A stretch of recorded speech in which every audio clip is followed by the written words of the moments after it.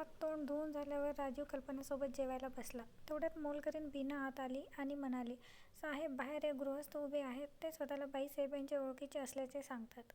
तू त्याला सन्मानपूर्वक आत घेऊन का आली नाहीस? ही काय विचारायची गोष्ट होती का? राजीवने ताटात भाजी घेत विचारले आणि कल्पनाकडे पाहिले. कल्पनाला आश्चर्य वाटले. अंग थरथरल्यासारखे तिला वाटले. न कळवता अचानक कोण आले असा प्रश्न तिला पडला. नमस्कार.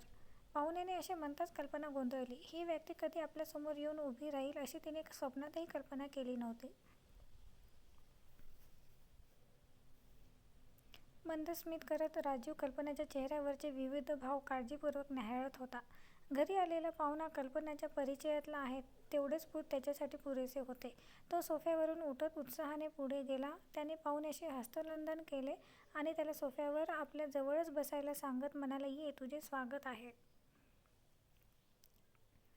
धन्यवाद, पाहुणा बसत म्हणाला. कल्पना अजूनही त्याच्याकडे डोळे विस्फारून पाहत होती. तो उत्साही स्वरात म्हणाला, कल्पना, हे काय? ओळख करून देण्याऐवजी मी भूत असल्यासारखे तू माझ्याकडे पाहत आहेस? कल्पनाने ताबडतोब स्वतःवर नियंत्रण मिळवले आणि हसण्याचा प्रयत्न करत ती राजीवला म्हणाली, राजीव, हा माझा बालपणीचा मित्र आणि महाविद्यालयातील सोबती कमल आहे.